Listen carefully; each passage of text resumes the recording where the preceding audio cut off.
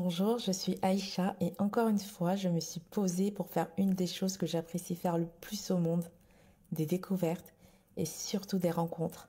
J'ai donc l'immense plaisir de vous accueillir sur Jiggen sans tabou, le podcast qui vous emmène à la rencontre de femmes inspirantes, de femmes qui ont accepté de venir témoigner de leur vécu singulier et de leur stratégie de résistance.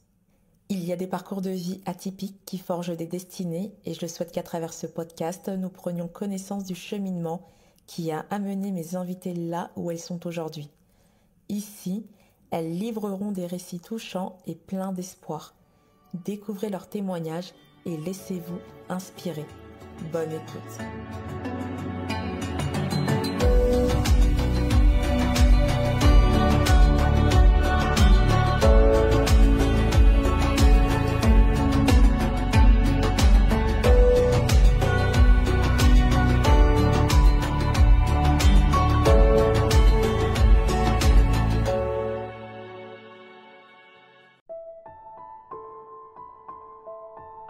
Bonjour à toutes et à tous, bienvenue dans la saison 2 de Jiggen sans tabou. Merci infiniment d'être toujours au rendez-vous et d'être de plus en plus nombreuses et nombreux.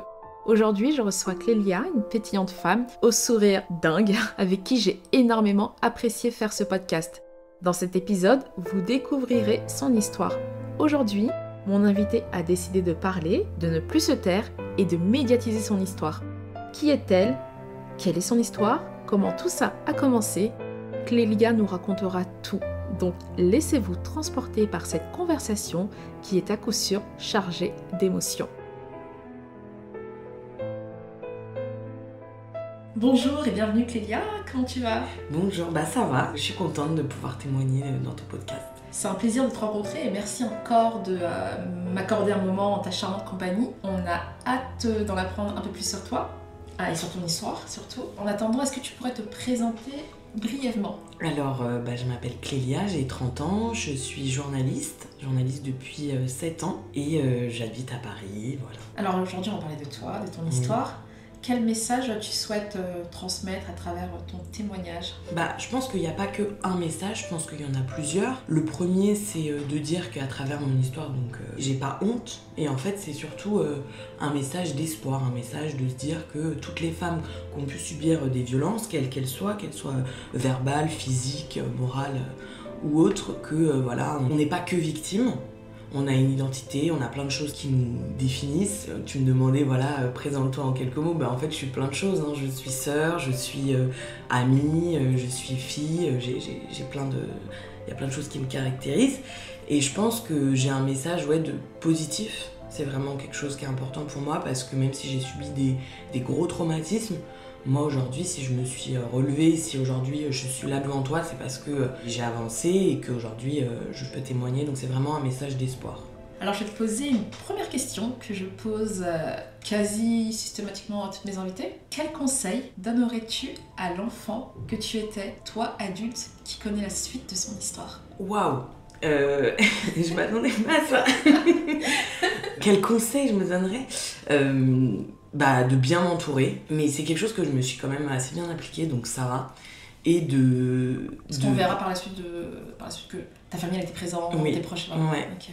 Je pense que le conseil que j'aurais voulu m'appliquer, c'est plutôt d'apprendre à dire non et de pas normaliser certaines choses que j'ai pu normaliser. C'est vraiment ça. Je pense que j'aurais tellement aimé pouvoir réussir à dire non en fait, et je pense que réussir à dire non, c'est aussi par exemple aujourd'hui il y a plein de choses, il y a ta plateforme qui existe, mais il y a le mouvement MeToo, beaucoup de lectures, beaucoup d'ouvrages sur toutes les violences faites aux femmes, et je pense que moi quand j'avais 13 ans j'ai pas eu tout ça, donc du coup j'ai normalisé ce qui a pu m'arriver parce que j'étais pas informée. Je pense que tout le travail qu'on fait là aujourd'hui, il est nécessaire pour les filles et les garçons aussi. Alors on va faire un bond en arrière.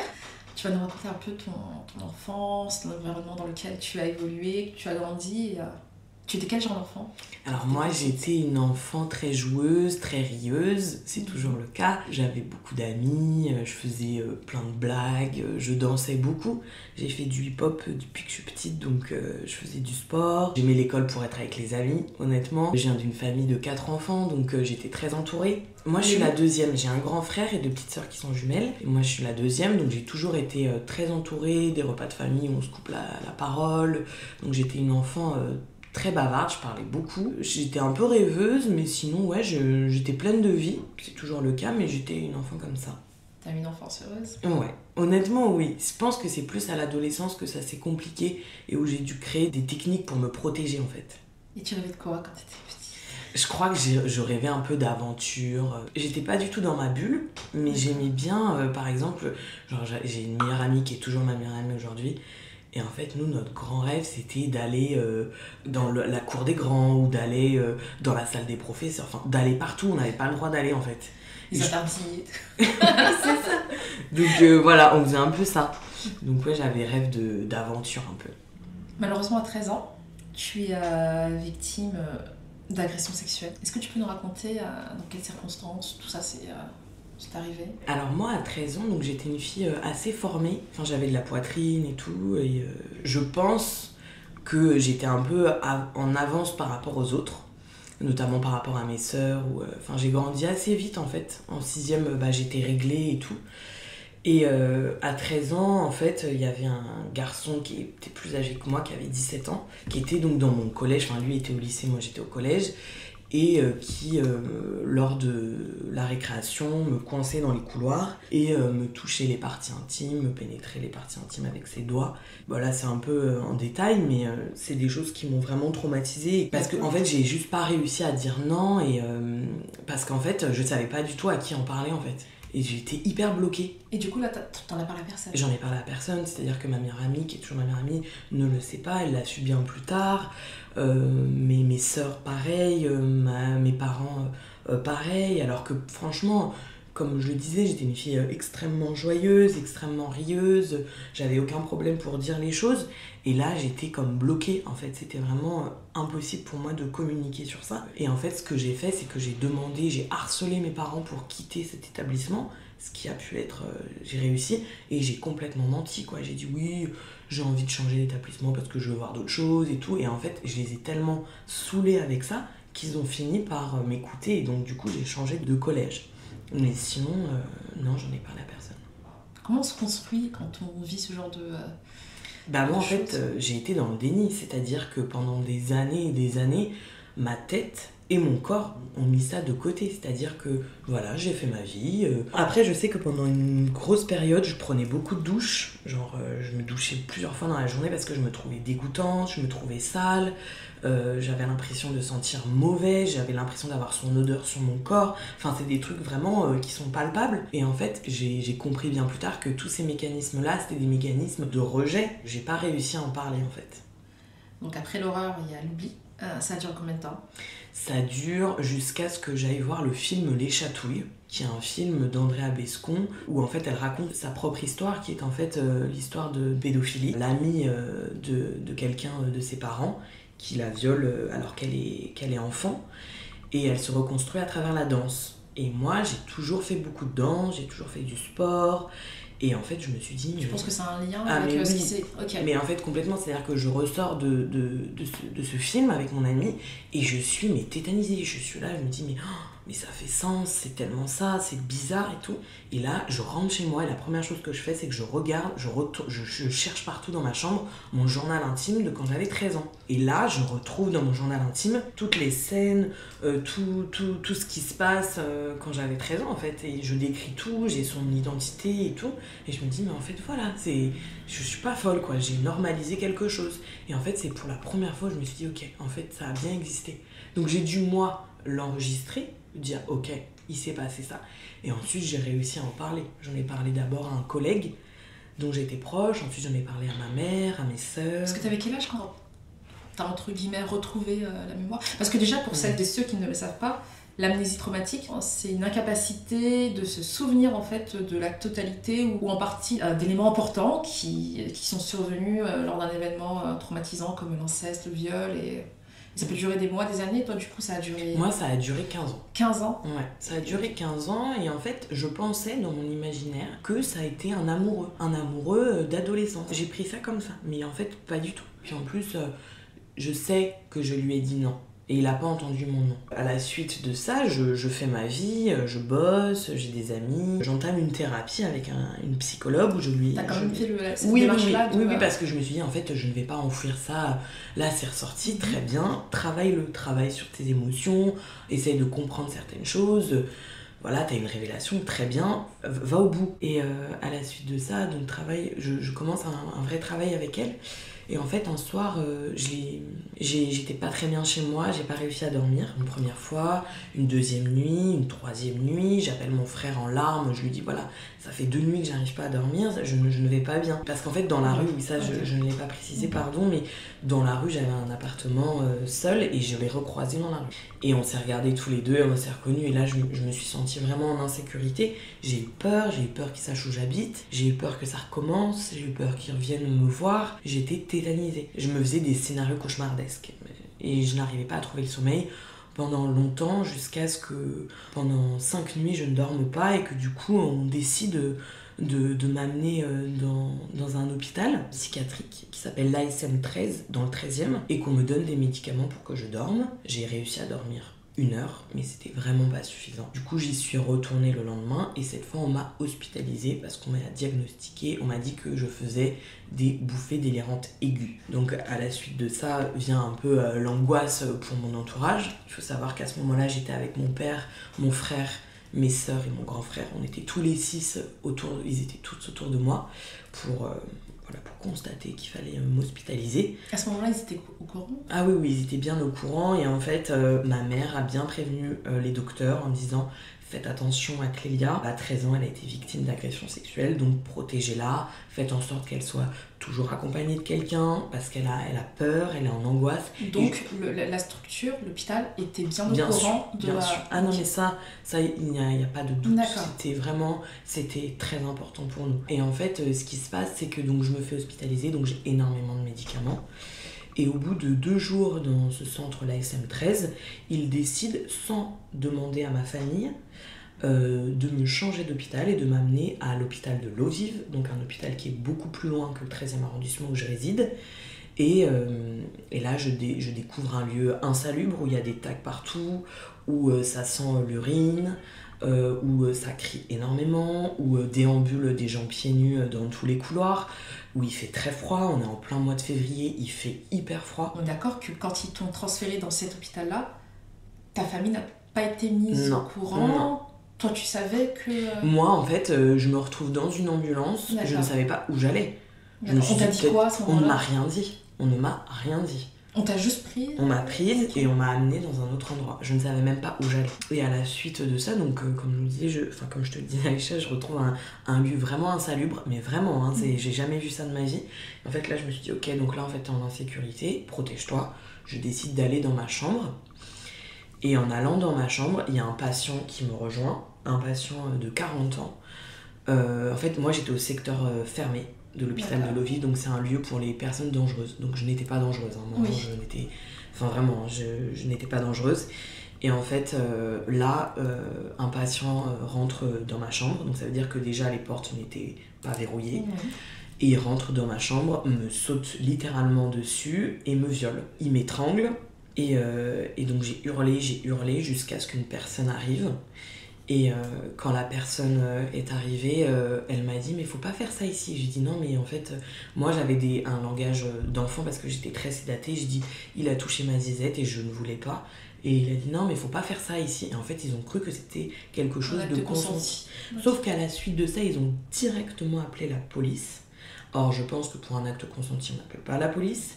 Et voilà, ce qui s'est passé, c'est que pendant la nuit, j'ai été reçue par la police et une gynécologue pour constater Ça, c'était le jour même? C'était la nuit même. La nuit même, pardon. Ouais, on est jeudi, je suis arrivée mardi à l'ASM 13 et le jeudi, j'ai été changée d'hôpital et il s'est passé ça. Donc en fait, en 72 heures. Donc... La police est intervenue? Ils ont constaté, donc j'ai fait un examen gynécologique, sauf que je me débattais. Je me débattais tellement fort parce que je voulais pas qu'on me touche, qu'on m'a fait une piqûre pour m'endormir. Donc ils ont bien constaté l'agression sexuelle. À la suite de ça, j'ai dû quand même avoir un traitement contre le sida en prévention, quoi. Ce que tu as vécu déjà, c'était atroce, Ouais. mais ça aussi, c'est... Oui, on te rajoute des choses. Donc j'ai eu ce traitement-là, sauf qu'en fait, les médicaments, plus les médicaments contre le VIH, ne s'assemblent pas. Du coup, ma langue, elle a triplé de volume. C'était horrible. Enfin, voilà. Et à la suite de ça, en fait, mon papa cherchait à me joindre, cherchait à avoir de mes nouvelles. Déjà, il savait même pas que j'étais à l'eau vive. Donc mon père contacte l'hôpital et se rend compte en fait que j'ai été changée d'hôpital, et l'interne, que je remercierai jamais assez, a dit: monsieur, asseyez-vous, j'ai quelque chose à vous dire, votre fille a été agressée, on a retrouvé un homme dans sa chambre. Donc voilà ce qui s'est passé. Donc là mon père est extrêmement énervé, comme c'est évident, et de là il dit bah ok, bah on va chercher Clélia tout de suite en fait. Et il appelle mon frère et il lui dit voilà, on va chercher Clélia. Et le lendemain matin seulement, le vendredi matin, mon grand frère et sa femme, donc ma belle-sœur, viennent me chercher. Et là ils m'ont dit on t'a retrouvé, t'étais dans un état... Enfin c'était grave quoi. Moi je suis quelqu'un de toujours très apprêté, maquillé, bien habillé et tout. Là j'étais sale, j'avais les ongles sales, je sentais mauvais. Je n'ai pas été douchée durant toute mon hospitalisation, donc pendant 72 heures. J'ai été maltraitée, j'ai été violée dans cet hôpital, et mon frère m'a redit je t'ai retrouvée, je t'ai jamais vue comme ça quoi. Déjà j'étais très sédatée, mais surtout j'étais en état de choc et j'étais sale. C'est-à-dire que j'avais les ongles sales, j'avais des marques, je n'étais pas propre. Et mon frère a dit Clélia, on est ensemble, on part de ce lieu et c'est pas négociable. Je me suis dit mais c'est génial quoi, je vais partir de cet endroit. Et en fait on a pris la voiture, il m'a mis dans une voiture et on est rentré chez moi. Et en fait il m'avait mis tellement de médicaments que je luttais pour ne pas dormir. Parce que je me suis dit si je dors, je meurs. C'est-à-dire que là si je dors, il y a des gens qui peuvent me toucher, il y a des gens qui peuvent me faire du mal et tout. Donc j'étais vraiment dans un espèce de vraiment, j'avais envie de dormir mais je luttais pour vivre les choses, en fait, pour pas oublier. Et à la suite de ça, donc je rentre chez moi, donc mon frère a dû l'annoncer à ma mère, il a dû annoncer tout ça, à mes sœurs aussi, donc il y a eu le choc quoi. Et là ils se sont dit bah en fait Clélia il faut qu'elle revienne à nous, parce que j'avais encore des propos incohérents, il faut qu'elle revienne à nous, donc là j'ai énormément dormi, j'ai fait que dormir. Et en fait quand j'ai vu ma sœur me montrer l'ordonnance que j'avais, je vois le médicament, le Truvada, qui est un médicament contre le VIH. Et là en fait j'avais déjà fait un reportage sur ce médicament là, et du coup tout m'est revenu et j'ai dit papa, maman, il m'est arrivé ça, il faut que j'écrive. Donc ma soeur et moi on a tout rédigé, tous mes souvenirs sont revenus. J'ai dit on va aller déposer une plainte contre l'hôpital. Ah ouais, direct en fait. Ah oui, c'était même pas négociable. C'est à dire qu'en fait toute l'amnésie traumatique que j'ai faite à la suite de mes agressions sexuelles quand j'avais 13 ans, c'était quelque chose. Et là je me suis dit il est hors de question que je reparte dans un circuit comme ça où je vais tout oublier, où je vais être un peu dans le déni. C'est une forme un peu de déni malgré nous.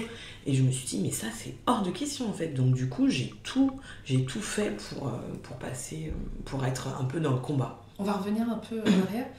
La personne qui t'a agressée, elle était connue pour avoir commis ce genre de... Alors bon, je suis journaliste, j'ai réussi à avoir des informations que je ne devrais pas avoir en tant que patiente lambda. Je sais que c'est un patient de 40 ans qui est là parce qu'il est dangereux, parce qu'il a récidivé, c'est-à-dire qu'il a déjà eu des attouchements.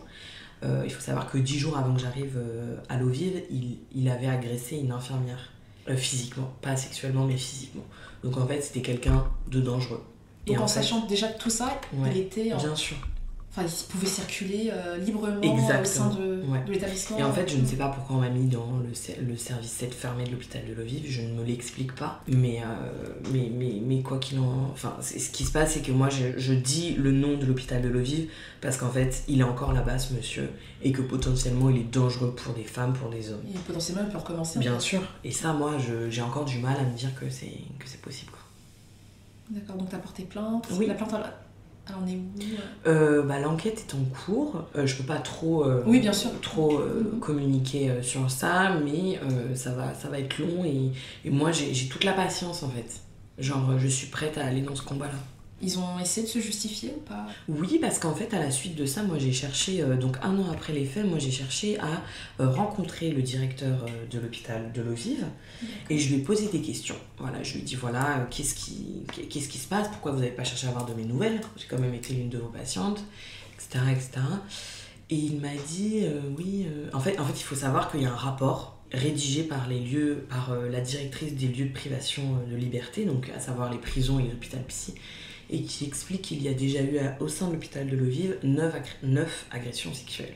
Donc en fait, j'étais pas la première. Et en fait, à la suite de ça, je me suis dit, il faut faire quelque chose. Donc j'ai rencontré ce docteur et ce directeur d'établissement, et je lui ai dit, voilà, qu'en est-il et tout. Et lui, il a essayé de me dire, non, c'est pas 9, c'est 7.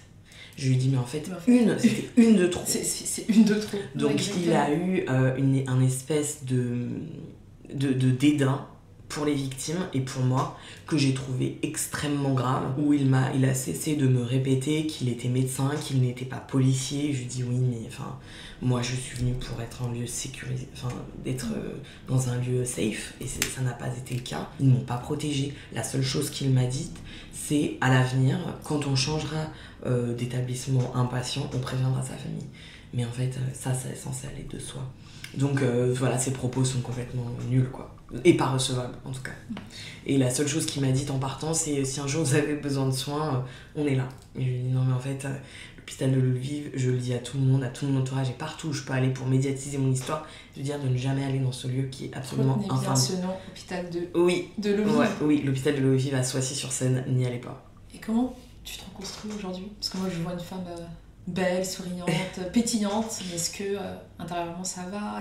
Ouais, alors déjà il y a plusieurs choses. C'est qu'en fait, moi j'ai été hyper heureuse d'être en vie, c'est-à-dire que quand je suis rentrée chez moi, j'étais dans un lieu safe. J'étais avec mes proches, avec les gens que j'aime, et on a eu des longues discussions avec mes sœurs. En fait, on a fait un goûter avec mes deux petites sœurs, et je suis revenue à la vie. Ensuite, j'ai revu ma psychologue, j'ai pu reparler. Ensuite, je suis repartie un peu en vacances. Ensuite, j'ai retravaillé, j'ai revu mes collègues. Ensuite, j'ai voyagé. Ensuite, j'ai fait de la boxe. Ça m'a fait beaucoup de bien. Et en fait, tout cet assemblement, c'est des choses qui m'ont fait revivre. En fait, je me suis dit, c'est trop bien de vivre. C'est trop bien de passer du temps avec sa famille.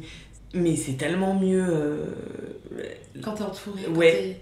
Et la vie, moi, je la trouve belle. C'est un peu pareil, complètement fou au vu des traumatismes que j'ai subis. Mais je me suis dit, en fait, c'est trop cool de se réveiller le matin, de boire son café et de se dire, voilà, t'as une journée devant toi. Quel défi que de vouloir, je sais pas, faire le beau autour de soi. Et moi, j'adore ma vie, en fait. Enfin, voilà, c'est fou, mais je trouve ça trop important de faire du sport, trop important de passer du temps avec les gens qu'on aime. Et en fait... Quand on passe un peu près de la mort, tout est hyper beau. Mais c'est vrai, être dans sa voiture, écouter une musique, mais c'est génial. Faire du vélo, mais c'est super. Et du coup, tout ça, ça m'a amené à dire qu'en fait, c'est trop bien. Donc voilà, c'est ça, moi, ma façon de me reconstruire. C'est quoi ton challenge du moment? Mon challenge du moment, c'est d'être bien, de continuer d'être bien, parce qu'il y a des jours où c'est plus difficile. Parce qu'en fait, être heureuse, c'est pas tout le temps. Être heureuse, moi, il y a des jours où quand j'y repense, je me dis, ah ouais, t'as vécu ça, comment tu peux ne pas en vouloir aux hommes? Moi, pendant longtemps, je me suis dit, waouh, ils sont tous comme ça. Ça, c'est mon challenge. C'est de se dire... et même pour les autres, par exemple, quand je regarde mes cousines, je me dis, waouh, j'espère que ça va aller. J'espère qu'elles feront pas de mauvaises rencontres. Est-ce que t'as peur d'avoir une fille ou... Ouais, j'ai ça. Ouais. Là, je me dis, si demain je suis enceinte d'une fille, je vais avoir peur. Ouais. Et du coup, j'ai pas envie de lui renvoyer ça, de lui reposer ça sur ses épaules, parce que voilà... Fille ou garçon, d'ailleurs. Oui, fille ou garçon, mais par exemple, j'ai un neveu qui a 4 ans, Nino. Je suis hyper prudente à ce qu'il fasse attention aux filles, à comment déjà il leur parle, comment il les regarde, comment il peut toucher une fille, ça, c'est tellement important. Et du coup, je suis hyper attentive à ça. Donc j'ai un peu un autre regard du coup sur ça. Et qu'est-ce que tu as appris en fait sur toi-même là, ces derniers mois? J'ai appris à me dire, ok, il y a eu ça, mais regarde là, t'en es là, t'as un boulot, t'as tes amis, ils sont toujours là, ta famille, ils sont toujours là. Et je me suis dit, en fait, ça va. Enfin, en fait, si demain t'as plus de taf, si demain t'as plus de maison, mais tu pourras toujours compter sur les autres. Et j'ai beaucoup appris à me faire confiance, à me dire que dans le pire, il y a toujours une lueur d'espoir. Ça peut paraître un peu cucu comme phrase. Non, mais c'est totalement vrai. Ça paraît un peu bête, mais vraiment, je trouve ça fou. Et moi, encore une fois, je trouve ça tellement touchant, le soutien de ta famille. Ouais. Enfin, moi, c'est quelque chose dans le cadre d'une histoire Ouais. qui me frappent. Ouais. Mais c'est tellement précieux parce que je savais que je pouvais compter sur eux, mais je pensais pas dans des moments aussi horribles qu'ils puissent être là, mais vraiment les toucher, les voir. Enfin, moi, je me souviens de mon frère qui me regardait dans les yeux et qui se retenait de pleurer, et en fait, on se donnait de la force. Enfin, c'est des moments comme ça, mes sœurs qui faisaient comme si de rien n'était, mon père qui m'a pas jugé, enfin, tout ça, c'est hyper précieux. Je te propose de te poser 10 questions. Ok. Voilà, c'est la fin du flash. Et tu me réponds comme tu le sens très rapidement. D'accord. Allez, j'adore. Parti, c'est bon. J'adore. Si tu devais retenir un seul moment important de ta vie, ce serait lequel? Waouh, un moment important. Je crois la première fois quand je suis allée à la boxe. C'est vrai? Ouais, là, c'est dans le temps, j'ai trouvé ça trop cool. Ok. Ouais. Si tu avais une baguette magique pour réaliser un seul rêve? Voyager en Tanzanie. Je peux le faire. Oui. Quelles sont les 3 valeurs les plus importantes pour toi? L'amour, la gentillesse et la tolérance. L'Atlantique ou la Méditerranée? L'Atlantique. C'est vrai? Ouais. Ok. Tu préfères avoir des regrets ou des remords? Des remords. Qu'est-ce que tu ferais si tu écoutais plus ton cœur que ton cerveau? Je pense que j'enverrais bouler certaines personnes dans ma vie. Ouais. C'est quoi le moteur de ta vie? Le rire. Le rire, ouais. Je confirme. Si tu devais résumer qui tu es en 10 secondes, que dirais-tu? Alors, je suis une fille pleine de vie, j'adore rire. Je profite de la vie, j'ai encore des choses à accomplir, je rêverais de pouvoir les accomplir, j'ai envie de fonder une famille, je suis bien entourée et je suis journaliste et j'aime beaucoup mon métier. Voilà. Quelle femme t'inspire au quotidien? Ma mère. Et la dernière question, celle que je pose tout le temps, est-ce que tu es fière de toi? Aujourd'hui, oui. Oui, non, si, je suis fière de moi. Oui. Allez, on fait un retour vers le futur maintenant. Mais c'est fou. Ok. Que ressens-tu quand tu penses à ton avenir là? Alors, quelques imprécisions, parce que je suis pas sûre de là où je vais. Mais sinon, je trouve que j'ai des bases solides. C'est-à-dire que voilà, j'ai un boulot, j'ai des passions, je suis entourée. Je le dis plein de fois, mais c'est tellement important.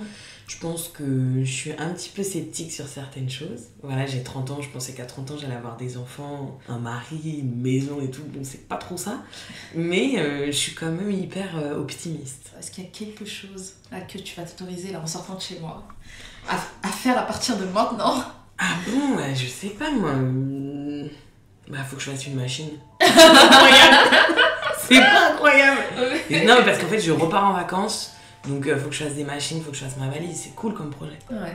C'est bien, c'est nécessaire, c'est important. Ouais.